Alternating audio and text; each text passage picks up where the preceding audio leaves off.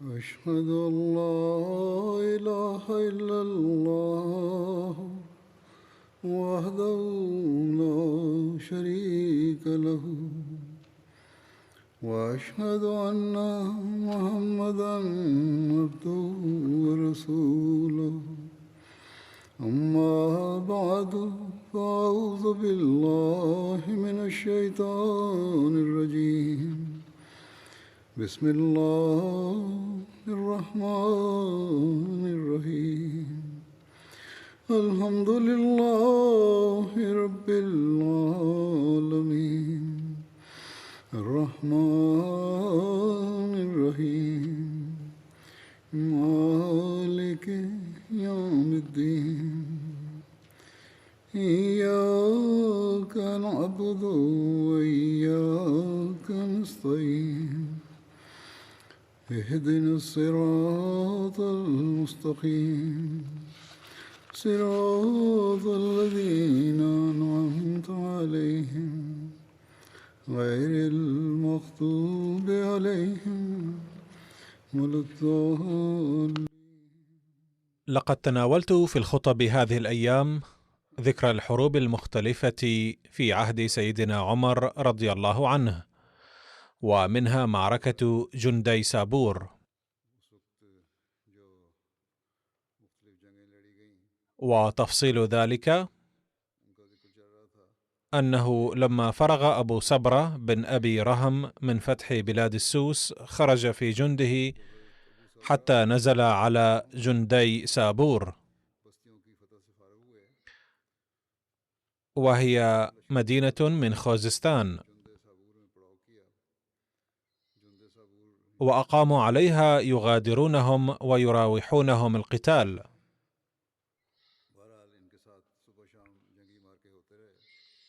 فما زالوا مقيمين عليها حتى رمي إليهم بالأماني من المسلمين. وكان الأعداء في الحصون وكانوا يغيرون عند سنوح الفرصة،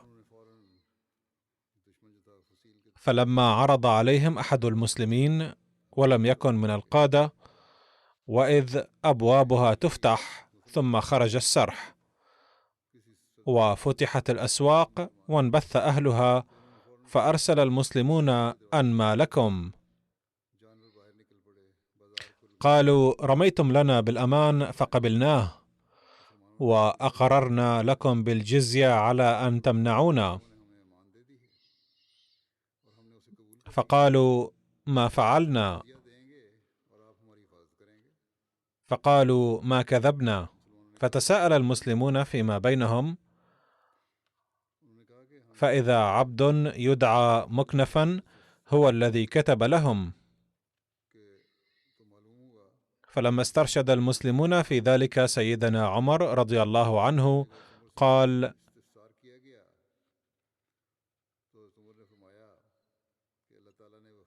لقد عظم الله تعالى الوفاء، ولا يمكن أن تكونوا أوفياء ما لم توفوا هذا العهد، وإن كان قد أبرمه عبد، وما دمتم في شك من أمرهم أمهلوهم وأوفوا العهد معهم. فصدق المسلمون العهد والميثاق وعادوا من هناك، وبهذه المعركة انتهت فتوحات خوزستان.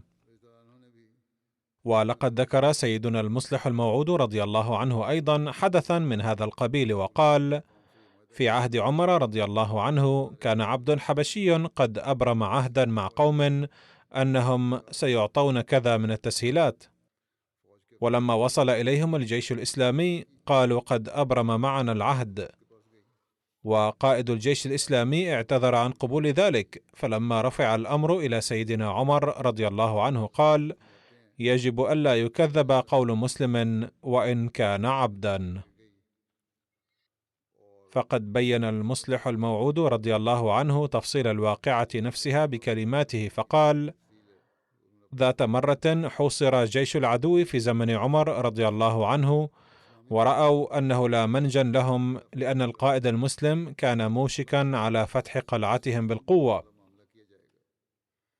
وإذا فتحها فسوف يعاملون معاملة المغلوبين، وكل مسلم كان يعلم الفرق بين المصالح والمغلوب، إذ كان ينفذ قانون إسلامي عام في المغلوب، أما الصلح فبإمكان المتصالحين أن يضعوا شروطا ويطالبوا بحقوق قدر الإمكان.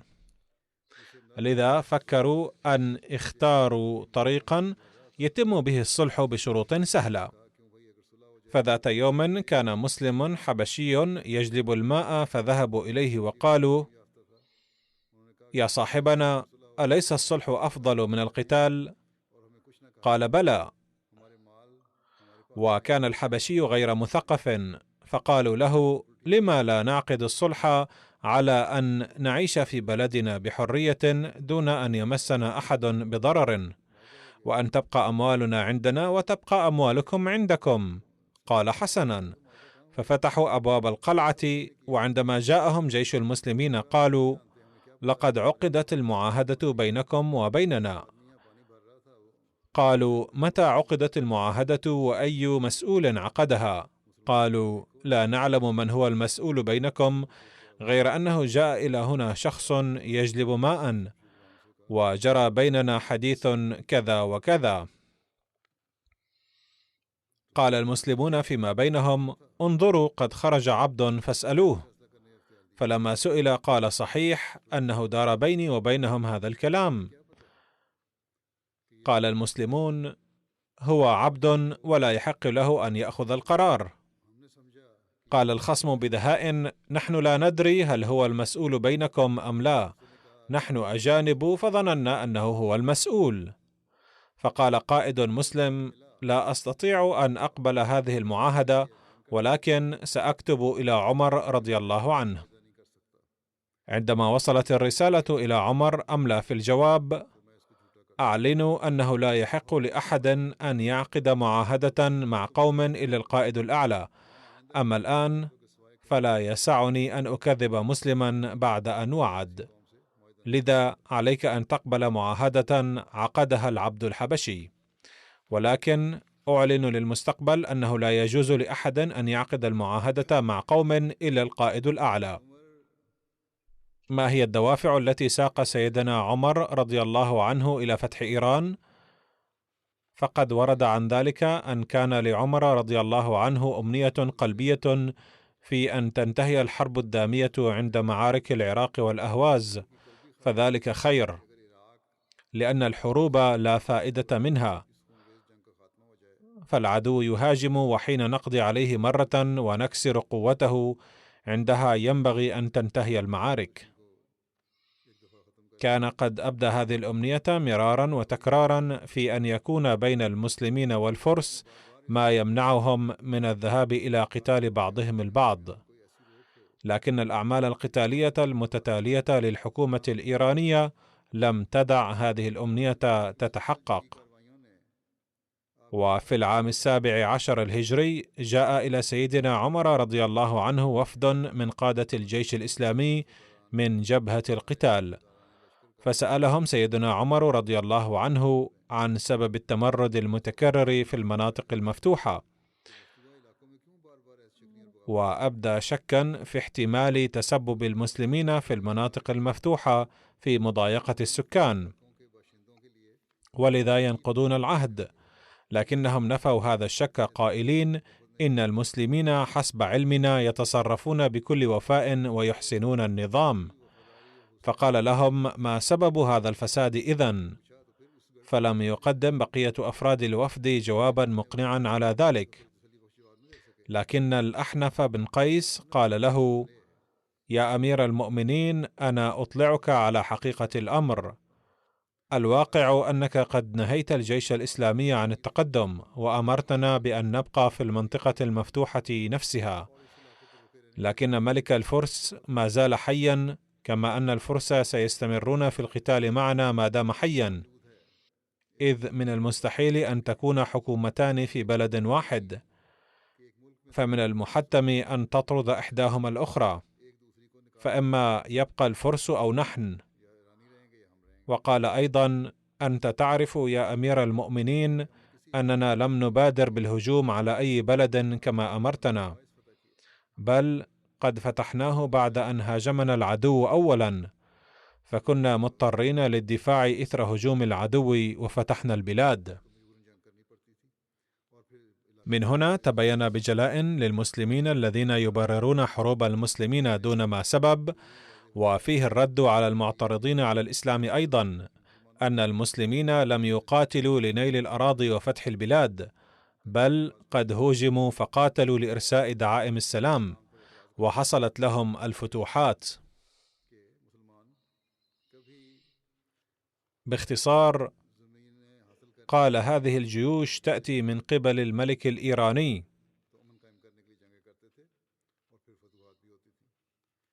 وسوف يستمرون في ذلك حتى تسمح لنا بالتقدم لنطرد ملك الفرس من هناك.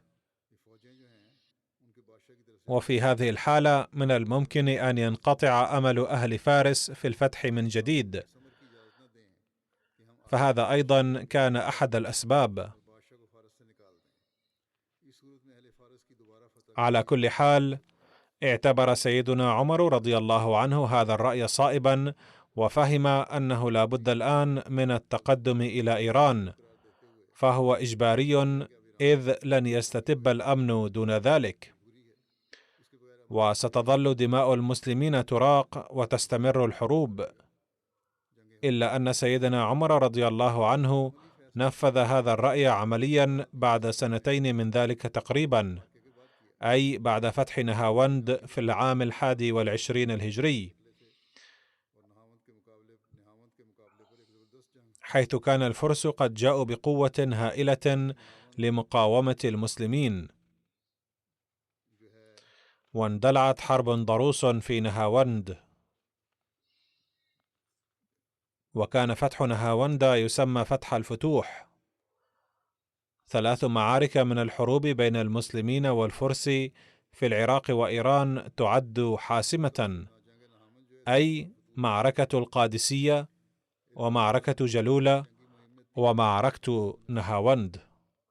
وكان فتح نهاوند مهما جدا نظرا لنتائجها، حيث كانت اشتهرت في المسلمين باسم فتح الفتوح.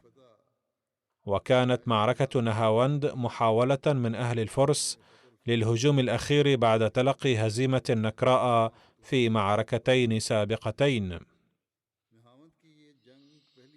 تفصيل هذه المعركة هي أن ملك الفرس يزدجر الذي كان بمرو، أو بحسب رواية أبي حنيفة الدينوري بقم، جمع الجيش بكل حماس لمواجهة المسلمين، وكاتب الملوك بين خراسان والسند، فتحركوا وتكاتبوا واجتمعوا إلى نهاوند. ونهاوند مدينة في إيران تقع في شرق كرمانشاه، وفي جنوب همدان على بعد 70 كيلومترا. ونهاوند محاطة بالجبال كلها. فكتب سعد إلى حضرة عمر بن الخطاب رضي الله عنه في المدينة عن هذا الجيش. وبعد بضعة أيام عزل عمر رضي الله عنه سعدا عن هذا المنصب، فوجد سعد فرصة للمجيء إلى المدينة، فبلغ بذلك عمر شفاها أيضا، وولي على هذا المنصب الجليل عمار بن ياسر رضي الله عنه بعد عزل سعد رضي الله عنه، وهو أيضا كان يرسل إلى المدينة أخبار غزو الفرس. لقد عقد عمر مجلس الشورى وخطب على المنبر قائلا: يا معشر العرب، إن الله أيدكم بالإسلام، وألف بينكم بعد الفرقة، وأغناكم بعد الفاقة، وأظفركم في كل موطن لقيتم فيه عدوكم، فلم تفلوا ولم تغلبوا، وإن الشيطان قد جمع جموعا ليطفئ نور الله. وهذا كتاب عمار بن ياسر يذكر أن أهل قومس وطبرستان ودنباوند وجرجان والري وأصبهان وقم وهمذان والماهين وما سبذان قد أجفلوا إلى ملكهم ليسيروا إلى إخوانكم بالكوفة والبصرة حتى يطردوهم من أرضهم ويغزوكم في بلادكم فأشيروا علي. هذا يوم له ما بعده، لا أرى أن تكثروا الكلام وتختلفوا فيما بينكم، فأشيروا علي ما هو الأنسب. هل أسير بنفسي إلى الفرس فأنزل منزلا وسطا بين البصرة والكوفة ثم أستنفر جيشي وأكون لهم ردءا حتى يفتح الله عليهم ويقضي ما أحب؟ فإن فتح الله عليهم صبيتهم في بلدانهم. وبعد خطبة عمر رضي الله عنه قام طلحة بن عبيد الله رضي الله عنه وقال بعد التشهد: يا أمير المؤمنين، قد أحكمتك الأمور وعجمتك البلابل واحتنكتك التجارب، وأنت وشأنك ورأيك، لا ننبو في يديك ولا نكل عليك. إليه هذا الأمر، فمرنا نطع، وادعنا نجب، واحملنا نركب، وقدنا ننقد، فإنك ولي هذا الأمر، وقد بلوت وجربت واحتربت. ثم جلس. الكامل في التاريخ. ولكن عمر أراد أن يستشير أكثر فقال: أشيروا علي لأن هذا يوم له ما بعده. فقام عثمان بن عفان رضي الله عنه وقال: يا أمير المؤمنين، اكتب إلى أهل الشام فيسيروا من شامهم، وإلى أهل اليمن فيسيروا من يمنهم، وإلى أهل البصرة فيسيروا من بصرتهم، وسر أنت بأهل هذا الحرم حتى توافي الكوفة،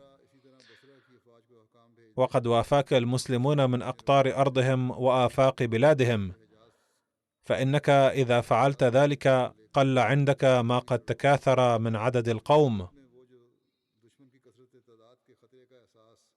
إن هذا يوم له ما بعده من الأيام، فاشهده برأيك وأعوانك ولا تغب عنه، أي يجب أن تقود بنفسك. فأحب معظم الناس رأيه وقالوا من كل ناحية: صدق عثمان. فعاد عمر ولم يقبل هذا الرأي أيضا، فقام علي بن أبي طالب رضي الله عنه وألقى خطبة طويلة فقال: يا أمير المؤمنين، إنك إن أشخصت أهل الشام من شامهم سارت الروم إلى ذراريهم، وإن سيرت أهل اليمن من يمنهم خلفت الحبشة على أرضهم، وإن شخصت أنت من هذا الحرم انتقضت عليك الأرض من أقطارها، حتى يكون ما تدع وراءك من العيالات أهم إليك مما قدامك. أقرر هؤلاء في أمصارهم، واكتب إلى أهل البصرة فليتفرقوا 3 فرق: فرقة في حرمهم وذراريهم، وفرقة في أهل عهدهم حتى لا ينتقدوا، ولتسر فرقة إلى إخوانهم بالكوفة مددا لهم. واكتب إلى أهل الكوفة أن يبقى هناك الثلث ويمشي الثلثان لمواجهة العدو، وإلى أهل الشام أن يقيم منهم بشامهم الثلثان ويشخص الثلث، وإلى عمان وكذلك سائر الأمصار والكور. وخروجك للحرب بنفسك ليس مناسبا، لأن مكانك منهم مكان النظام من الخرز يجمعه ويمسكه، فإن انحل تفرق ما فيه وذهب، ثم لم يجتمع بحذافيره أبدا. إن الأعاجم إذا رأوك عيانا قالوا: هذا أمير العرب وأصلها، فكان ذلك أشد لكلبهم عليك وأشد لقتالهم. وأما ما ذكرت من مسير القوم فإن الله هو أكره لمسيرهم منك، وهو أقدر على تغيير ما يكره. وأما عددهم فإنا لم نكن نقاتل فيما مضى بالكثرة، ولكن بالنصر والمعونة. وإن هذا الأمر لم يكن نصره ولا خذلانه لكثرة ولا قلة، وإنما هو دينه الذي أظهر، وجنده الذي أعز، وأيده بالملائكة حتى بلغ ما بلغ. فنحن على موعد من الله، والله منجز وعده وناصر جنده. فقال عمر رضي الله عنه: أجل والله، لئن شخصت من البلدة لتنتقضن علي الأرض من أطرافها وأكنافها، ولئن نظرت إلي الأعاجم لا يفارقن العرصة، ولا يمدنهم من لم يمددهم، ولا يقولن هذا أصل العرب، فإذا اقتطعتموه اقتطعتم أصل العرب. فأشيروا علي برجل أوليه ذلك الثغر، وليكن عراقيا. فقالوا: أنت أعلم بجندك، وقد وفدوا عليك ورأيتهم وكلمتهم. فولى الأمر النعمان بن مقرن المزني، وكان من خيار أصحاب رسول الله صلى الله عليه وسلم. وفي رواية: دخل عمر المسجد ورأى النعمان يصلي، فما لبث أن سار وجلس بجواره. فلما قضى صلاته بادره عمر: لقد انتدبتك لعمل. فقال: إن يكن جباية للضرائب فلا، وإن يكن جهادا في سبيل الله فنعم. قال: إنه جهاد، ولكن الأصح ما كتبه الطبري عن تعيين النعمان بن مقرن، وهو قول ابن إسحاق الذي ورد ذكره في أحداث نهاوند أيضا، أنه كان النعمان بكسكر.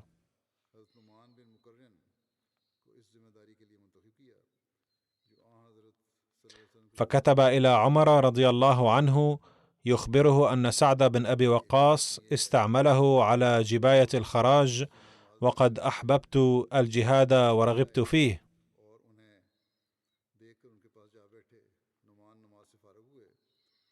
فكتب عمر إلى سعد أن النعمان كتب إلي يذكر أنك استعملته على جباية الخراج، وأنه قد كره ذلك ورغب في الجهاد، فابعث به إلى أهم وجوهك إلى نهاوند. فقد وكلت هذه المهمة الكبيرة إلى النعمان بن مقرن.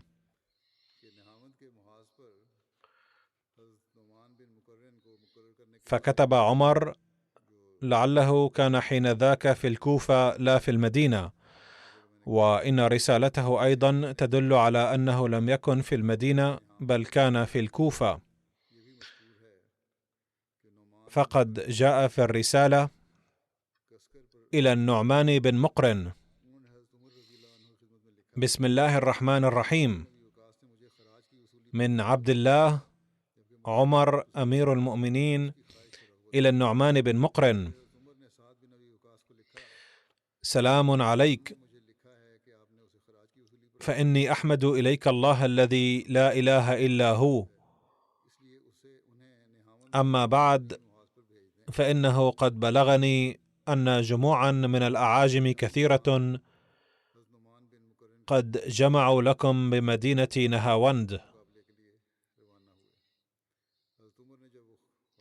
فإذا أتاك كتابي هذا فسر بأمر الله وبعون الله وبنصر الله بمن معك من المسلمين،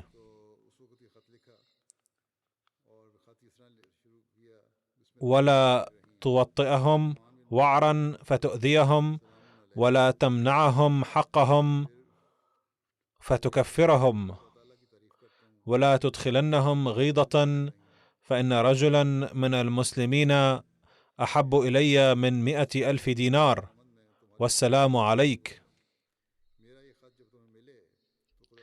فسار النعمان إليه ومعه وجوه أصحاب النبي صلى الله عليه وسلم، منهم حذيفة بن اليمان، وعبد الله بن عمر بن الخطاب، وجرير بن عبد الله البجلي، والمغيرة بن شعبة، وعمرو بن معدي يكرب الزبيدي، وطليحة بن خويلد الأسدي، وقيس بن مكشوح المرادي. فقال: إن أصبت فعليكم حذيفة بن اليمان، وإن أصيب فعليكم جرير بن عبد الله البجلي، وإن أصيب جرير بن عبد الله فعليكم المغيرة بن شعبة، وإن أصيب فعليكم أشعث بن قيس. وكتب عمر رضي الله عنه إلى النعمان عن عمرو بن معدي يكرب وطليحة بن خويلد أنهما معك، وهما من فرسان العرب البواسل، فاستشرهما حول الأمور الحربية، ولكن لا تجعلهما قائدا. انطلق الجيش الإسلامي، وكان النعمان قد علم بواسطة الجواسيس أن الطريق إلى نهاوند، حيث كان جيش العدو مجتمعا مهيأ، إذ كان قد علم من الأخبار الواردة أن هناك جيشا كبيرا مجتمعا. وقد ذكر المؤرخون عدد هذا الجيش من 60,000 إلى 100,000. أما في رواية البخاري فقد ذكر عددها 40,000، أي أن 60,000 أو 100,000 عدد مبالغ فيه. فأراد العدو أن يرسل أحد للمفاوضات، فجاء المغيرة بن شعبة، وعقد الفرس مجلسا بشوكة كبيرة. كان قائد الفرس متربعا على العرش الذهبي لابسا تاجا، وكان رجال الحاشية مدلجين بسلاح يبهر الأبصار. كان المترجم موجودا، فأعاد القائد الإيراني الكلام نفسه، وذكر حياة العرب الرذيلة من كل النواحي، وقال ما مفاده: لا آمر القائدين الجالسين حولي ليقضوا عليكم، لأني لا أريد أن تنجس سهامهم بأجسامكم النجسة والعياذ بالله. وإذا أردتم العودة فيمكننا أن نخلي سبيلكم، وإلا ستتراءى جثثكم في ميدان الوغى. ولكن تهديدات العدو الفارغة لم تغير شيئا، فقال المغيرة رضي الله عنه ما معناه: لقد ولى الزمان الذي كان قبل بعثة رسول الله صلى الله عليه وسلم، بل إن بعثته قد غيرت الأمور رأسا على عقب. فشلت المفاوضات واستعد الجيشان للمواجهة. كان على مقدمة جيش المسلمين نعيم بن مقرن، وعلى مجنحتيه حذيفة بن اليمان وسويد بن مقرن، وعلى المجردة القعقاع بن عمرو. المجردة هي كتيبة الفرسان في الطليعة، وعلى الساقة مجاشع بن مسعود. بدأت المعركة، وكان الوضع في ميدان الحرب خطيرا للمسلمين، لأن العدو كان محفوظا في الخنادق والقلاع والبيوت، بينما كان المسلمون في ميدان مكشوف. كلما رأى العدو فرصة مواتية خرج من القلاع وشن الهجوم بغتة، ثم عاد إلى ملاذه. كان العدو يملك من الأسلحة حتى قال عنها الراوي كأنها جبال من الحديد. فبالنظر إلى هذه الظروف عقد قائد جيش المسلمين نعيم بن مقرن مجلسا للاستشارة، ودعا له الجنود المحنكين، فتكلم النعمان فقال: قد ترون المشركين واعتصامهم بالحصون من الخنادق والمدائن، وإنهم لا يخرجون إلا إذا شاءوا، ولا يقدر المسلمون على إنقاذهم وانبعاثهم قبل مشيئتهم. وقد ترون الذي فيه المسلمون من التضايق بالذي هم فيه، وعليه من الخيار عليهم في الخروج، فما الرأي الذي به نحمشهم ونستخرجهم إلى المنابذة؟ فتكلم عمرو بن ثبا، وكان أكبر الناس يومئذ سنا. فقال: التحصن عليهم أشد من المطاولة عليكم، فدعهم ولا تحرجهم، وطاولهم وقاتل من أتاك منهم. فردوا عليه جميعا رأيه. وتكلم عمرو بن معدي يكرب فقال: ناهدهم وكاثرهم ولا تخفهم. فردوا عليه جميعا رأيه، وقالوا: إنما تناطح بنا الجدران، والجدران لهم أعوان علينا.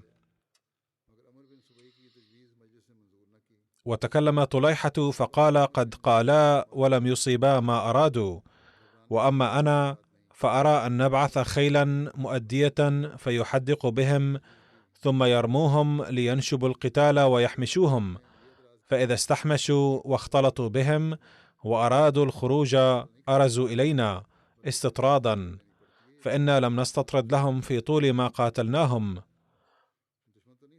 قبل النعمان هذا الاقتراح، وأمر القعقاع بن عمرو بالعمل به ففعل. كان على المجردة ففعل، وأنشب القتال بعد احتجاز من العجم فأنقذهم. فلما خرجوا نكص ثم نكص ثم نكص، واغتنمها الأعاجم، ففعلوا كما ظن طليحة وخرجوا من قلاعهم، فلم يبقى أحد إلا من يقوم لهم على الأبواب. أقبل المشركون عليهم يرمونهم حتى أفشوا فيهم الجراحات. ما كان النعمان قد أذن بالقتال العام إلى هذا الوقت، بل جعل ينتظر بالقتال إكمال ساعات كانت أحب إلى رسول الله صلى الله عليه وسلم في القتال أن يلقى فيها العدو، وذلك عند الزوال وتفيء الأفياء ومهب الرياح. كان بعض المسلمين متحمسين جدا للمواجهة، وبسبب تلقيهم الجروح بسهام العدو ازداد حماسهم أكثر، واستأذنوا النعمان بالقتال، فيقول لهم: على رسلكم. قال المغيرة بن شعبة بشدة الحماس: لو كنت قائدا لسمحت بالمواجهة. قال النعمان: اصبر قليلا، لا شك أنك كنت تحسن النظام حين كنت قائدا، ولن يخزينا الله وإياكم اليوم أيضا. ما تستعجله نتوقع الحصول عليه بالصبر والجلد. فلما كان قريبا من زوال الشمس ركب النعمان فرسه وسار في الجيش كله، ووقف على كل راية يذكرهم ويحرضهم بكل قوة، ودعا لاستشهاده بحرارة حتى بكى كل من سمعه. ثم قال لهم: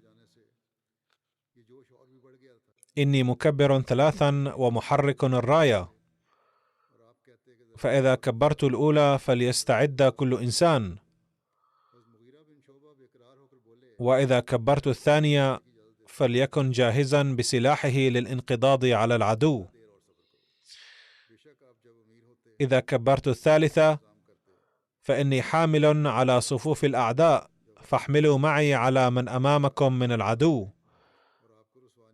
ثم قال: اللهم أعزز دينك وانصر عبادك، واجعل النعمان أول شهيد اليوم. أي أن قائد الجيش المسلم دعا بهذا الدعاء. فما إن كبر النعمان الثالثة حتى انقض المسلمون على صفوف العدو. قال الراوي: وقد بلغ بهم الحماس أنه لم يكن متصورا أن أحدا منهم فكر في العودة من ساحة القتال بدون الموت أو الفتح. وانقض النعمان على الأعداء بسرعة هائلة، حتى كانت رايته يخيل للرائي أنها عقاب منقض على الفريسة. باختصار، حمل المسلمون بسيوفهم حملة رجل واحد، ولكن صفوف العدو ظلت صامدة أمامهم، وما كان يسمع إلا وقع الحديد. وبدأت خيل المسلمين تنزلق من كثرة الدماء على الأرض، وجرح النعمان في القتال، وزلق به فرسه فوقع على الأرض، وكان معلما ببياض القباء والقلنسوة. فرأى أخوه نعيم بن مقرن أنه سقط من فرسه، فسجاه بثوب وأخذ الراية قبل أن تقع، وناولها حذيفة الذي كان خليفة للنعمان في قيادة الجيش. فجاء حذيفة بنعيم بن مقرن إلى موضع النعمان ونصب الراية هناك، وكتم إصابة النعمان إلى نهاية الحرب بناء على مشورة من المغيرة. وورد في الأخبار الطوال عندما أصيب النعمان بن مقرن وسقط من فرسه، حمله أخوه نعيم إلى الخيمة وارتدى لباسه واستل سيفه وركب حصانه، فظن معظم القوم أنه النعمان. وقال المؤرخ الطبري: هناك مثال رائع لطاعة الأمير حتى في أحلك ظروف القتال. كان النعمان أعلن بين القوم: لا يشتغلن بي أحد عن القتال ولو قتلت، بل عليه أن يستمر في قتال العدو. قال معقل: لما سقط النعمان ذهبت إليه، ثم تذكرت ما أمرنا به، فرجعت واستأنفت القتال ثانية. استمر القتال الشديد طوال النهار، فلما أظلم الليل انهزم الأعداء وانتصر المسلمون، ولقي كبار قادة الفرس مصرعهم في المعركة. قال معقل: بعد الفتح أتيت النعمان وفيه رمق ومعي إداوة فيها ماء، فغسلت عن وجهه، فقال: ما اسمك وما فعل المسلمون؟ قلت: أبشرك بفتح الله ونصره. فقال: قال: الحمد لله، اكتبوا بذلك إلى عمر. وكان سيدنا عمر رضي الله عنه ينتظر خبر الحرب على أحر من الجمر، وبات الليلة في قلق وكرب ودعاء. قال الراوي: كان سيدنا عمر يدعو الله تعالى بألم شديد كما تعاني المرأة آلام المخاض. فجاءه الرسول إلى المدينة ببشرى النصر، فقال: الحمد لله، وسأله عن النعمان فنعاه له. فأصيب عمر بصدمة شديدة ووضع يده على رأسه وبكى. ثم ذكر له الرسول أسماء الشهداء الآخرين من المسلمين الذين كان لا يعلمهم، فقال عمر باكيا: لا يضرهم أن عمر لا يعلمهم، فإن الله يعلمهم. وإذا كانوا غير معروفين بين المسلمين فإن الله تعالى قد أعزهم بالشهادة، وما دام الله يعلمهم فماذا عليهم إذا كان عمر لا يعلمهم؟ طارد المسلمون الأعداء إلى همذان بعد المعركة، فلما رأى زعيم الفرس خسرو سنوم ألقى إليهم الصلح من قبل أهل همذان ورستغي على أن لا يغير عليهما المسلمون، واستولى الجيش المسلم على نهاوند. وكان فتح نهاوند هاما جدا من حيث النتائج، حيث لم يتمكن الفرس بعدها من محاربة المسلمين مجتمعين، وسمى المسلمون هذا الفتح فتح الفتوح. أما وكيف كان اقتراح الهجوم العام على فارس كلها، فقد ورد أنه بالرغم أنه كان للمسلمين كل الحق من حيث الأخلاق والقانون ألا يستكينوا في شن الهجمات على دولة الفرس حتى يكسروا شوكتها وقوتها المعتدية، إلا أن قلب سيدنا عمر المشفق كره القتال عند كل مرحلة ولم يرضى بالحرب قط، بل كانت الرغبة القلبية لهذا الخادم الصادق لرحمة العالمين صلى الله عليه وسلم أن توقف المملكة الفارسية الحرب بعد هزيمتها على الثغور ليتوقف القتال وسفك الدماء عندها. ولم يبدي سيدنا عمر رضي الله عنه عن رغبته هذه مرارا وتكرارا، بل بالفعل نهى جنود المسلمين في فارس والعراق من التقدم بدون إذنه نهائيا، ولكن رغبته هذه لم تتحقق لأن العدو لم ينفك عن الاشتباك مع المسلمين وعن إثارة التمرد في المناطق المفتوحة مرة بعد أخرى. فتوصل سيدنا عمر بعد استشارة وفدا من أهل الرأي ممن جاءوا من جبهات القتال أنه لا مناص من الاستمرار في قتال الفرس، وكان هذا في السنة 17 من الهجرة. ومع ذلك امتنع سيدنا عمر مدة طويلة من أن يأذن لجيوشه بالتقدم، حتى تطورت الأحداث كما مر آنفا، بحيث لم يبقى هناك مناص لمزيد من الصبر. وكان سيدنا عمر رضي الله عنه قد رأى أن يزدجر لا يفتأ يؤجج الحرب في كل سنة بإرسال جنوده لقتال المسلمين.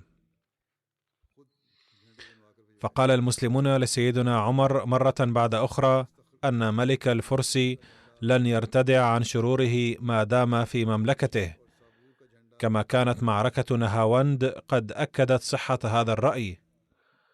ونظرا لهذه الظروف اضطر سيدنا عمر ليأذن للمسلمين بالتقدم بعد معركة نهاوند، وكان هذا الإذن في السنة 21 من الهجرة. فأرسل عمر رضي الله عنه إلى الكوفة التي كانت بمثابة معسكر المسلمين لتحركاتهم الحربية خطة حربية لفتح الأراضي الفارسية كلها، كما عين قادة للجيوش الإسلامية في مختلف المناطق، وصنع لهم في المدينة رايات وأرسلها لهم. فأرسل الراية لفتح خراسان للأحنف بن قيس، وراية أسخطر لعثمان بن أبي العاص، وراية أردشير وسابور لمجاشع بن مسعود، وراية فساحة ودار بجرد لسارية بن زنيم، وراية سجستان لعاصم بن عمرو، وراية مكران لسهيل بن عدي، وراية كرمان لسهيل بن عدي، وراية أذربيجان لعتبة بن فرقد وبكير بن عبد الله. وأمر سيدنا عمر بالإغارة على أذربيجان من يمينها من قبل الحلوان، ومن شمالها من قبل الموصل، ومنح الراية لفتح أصفهان لعبد الله بن عبد الله. وقد ورد عن فتح أصفهان أوكلت مهمة فتح أصفهان لعبد الله بن عبد الله، وكان في نهاوند، فأرسل له سيدنا عمر أن يتوجه إلى أصفهان ويجعل عبد الله بن ورقة الريحائي على مقدمة الجيش، وعلى ميمنته وميسرته عبد الله بن ورقة الأسدي وعصمة بن عبد الله. فتوجه عبد الله بجنوده إلى أصفهان، فتصدت له في نواحيها كتيبة فارسية تحت قيادة القائد الفارسي استندار. وكان على مقدمة الجيش الفارسي قائد مسن محنك اسمه شهر بن براز جازوي، فحارب المسلمين بكتيبته ووقع قتال شديد، وبارز جازوي فقتله عبد الله بن ورقة. بعد الحرب الشديدة انهزم العدو وفر من الميدان، وتصالح استندار مع عبد الله بن عبد الله، ثم تقدم الجيش الإسلامي إلى جي أي أصفهان وحاصرها. فخرج حاكمها فاذوسفان يوما وقال لقائد الجيش الإسلامي عبد الله بن عبد الله: لماذا نزهق أرواح الآخرين؟ وليكن في نزالنا الفيصل، والغالب فيه يعد منتصرا. فقبل عبد الله هذا الاقتراح وسأله: هل ستبدأ أنت أم أبدأ أنا بالهجوم؟ هجم فاذوسفان أولا، وظل عبد الله صامدا دون أن يصاب بأي أذى، غير أن سرج حصانه قطع بضرب العدو. فالتصق عبد الله بظهر حصانه وقال لعدوه قبل الهجوم: مكانك. قال فاذوسفان: أنت رجل كامل وحكيم وشجاع، فإنني أتصالح معك وأسلم لك المدينة. وهكذا تم الصلح وسيطر المسلمون على المدينة. يتبين من الطبري أن هذا الفتح قد تم في العام 21 الهجري. لقد ذكر المؤرخ البلاذري اسم عبد الله بن بديل بن ورقاء الخزاعي كقائد لهذا الجيش الإسلامي بدلا من عبد الله بن عبد الله، ولكن الطبري كتب في تاريخه أن البعض خلط بين عبد الله بن ورقاء الأسدي الذي شارك في هذه المعركة وكان قائد أحد الأجنحة وبين عبد الله بن بديل بن ورقاء، مع أن عبد الله بن بديل كان صغيرا في عهد عمر، ولما قتل في صفين كان عمره 24 عاما فحسب. لما فرغ المسلمون من نهاوند فتحوا همدان أيضا، غير أن أهل همدان نقضوا عهدهم الذي صالحهم عليه المسلمون وأعدوا جيشا بمساعدة من أذربيجان، فكتب عمر إلى نعيم بن مقرن أن يسير إلى همدان مع 12,000 من المسلمين، ففتحها المسلمون بعد معركة شديدة. كان عمر قلقا تجاه نتيجة هذه المعركة، فلما جاءه رسول نعيم بالبشرى أرسل معه عمر أمره لنعيم أن يخلف أحدا في همدان ويتقدم بنفسه إلى مدينة الري ويقيم فيها بعد هزيمة جيش العدو، لأن هذه المدينة تعد مركزية في هذه المنطقة.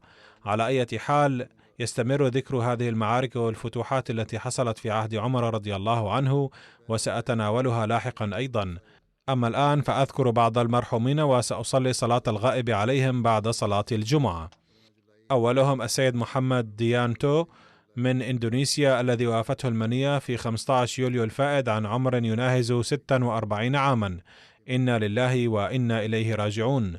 تقول زوجته: كان قد ولد في أسرة غير أحمدية، ونشأت لديه منذ الصغر رغبة شديدة لارتياد المسجد.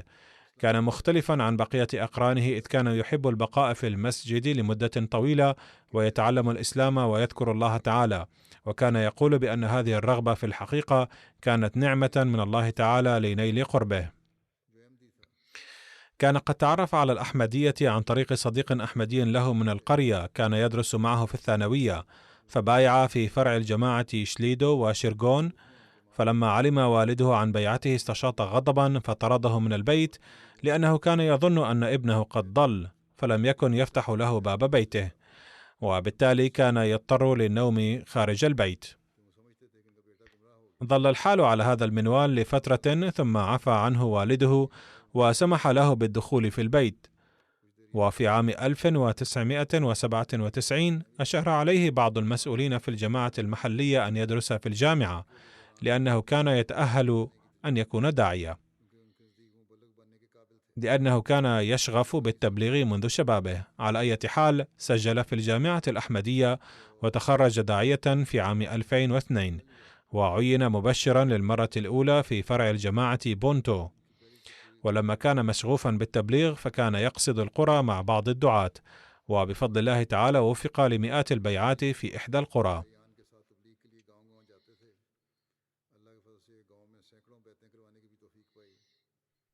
ولما بدأ العمل ببناء مركز الجماعة في منطقته التي لم يكن للجماعة مركز فيها، فكان يساهم في العمل. تقول زوجته: أتذكر أننا كنا نسكن في بيت مأجور متواضع جدا، وكان بسيطا لدرجة لم يكن به أثاث البيت، بل لم يكن فيه إلا بطانية ووسادة وحصيرة كنا ننام عليها. أما الإناء الذي كان مخصصا لطبخ الطعام فكنا نستخدمه في أمور أخرى، أي كان يستخدم للطبخ وللماء وغيره أيضا. ولقد زارنا يوما رئيس المبلغين السيد سيوطي عزيز وداعية الإقليم السيد سيف الليون، وأصابتهم حيرة شديدة عند رؤية حالة البيت. وبعد ذلك طلب فرع الجماعة في جيني بونتو لبناء المركز هناك،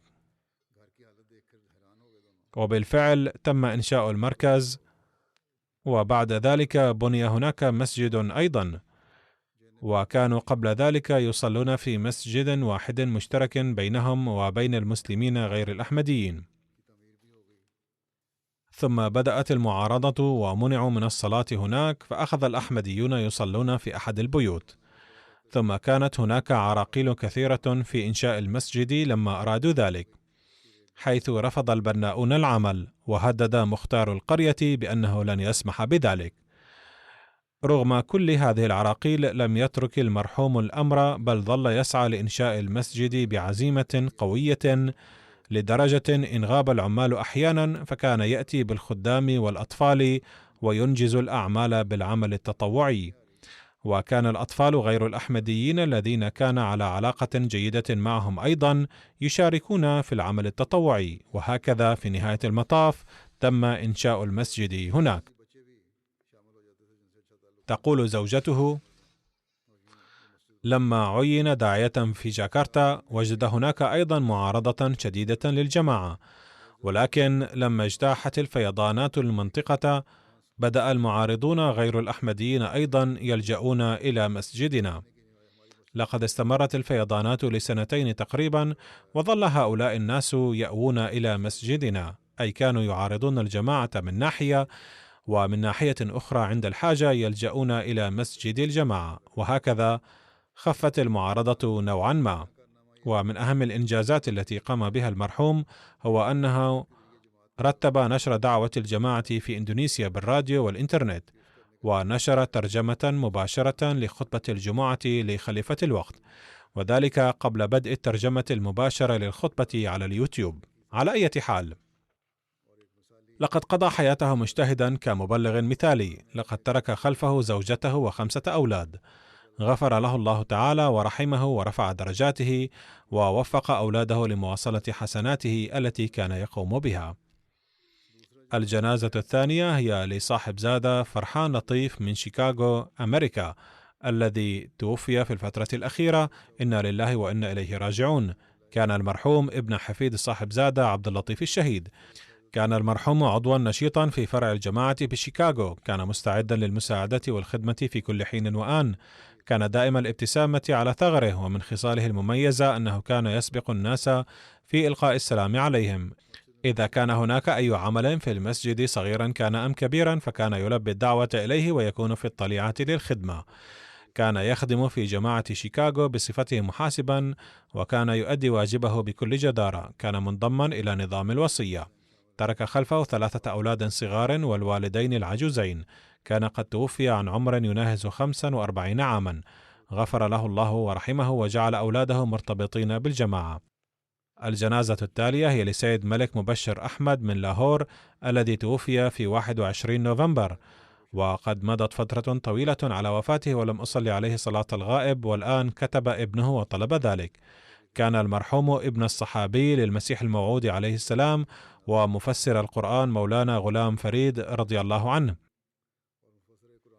لقد وفق المرحوم للخدمة بصفته أميرا للجماعة في داود خيل بمحافظة ميانوالي، كما وفق للخدمة على مناصب عدة في حيدر أباد، ووفق للمساهمة في إكمال قاموس القرآن الكريم، وهو عمل أنجزه المرحوم مع أخيه الصغير بناء على أمر الخليفة الرابع رحمه الله إثر وفاة والده السيد ملك غلام فريد رضي الله عنه.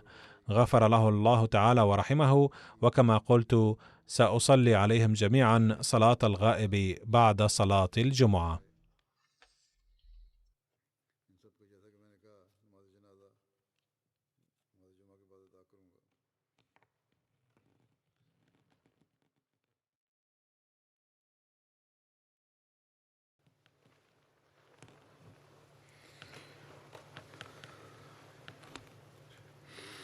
الحمد لله الحمد لله نحمده ونستعينه ونستغفره ونؤمن به ونتوكل عليه ونعوذ بالله من شرور أنفسنا ومن سيئات أعمالنا. من يهده الله فلا مضل له ومن يضلل فلا هادي له. ونشهد أن لا إله إلا الله ونشهد أن محمدا عبده ورسوله. عباد الله رحمكم الله، إن الله يأمر بالعدل والإحسان وإيتاء ذي القربى وينهى عن الفحشاء والمنكر والبغي يعظكم لعلكم تذكرون اذكروا الله يذكركم وادعوه يستجب لكم ولذكر الله أكبر.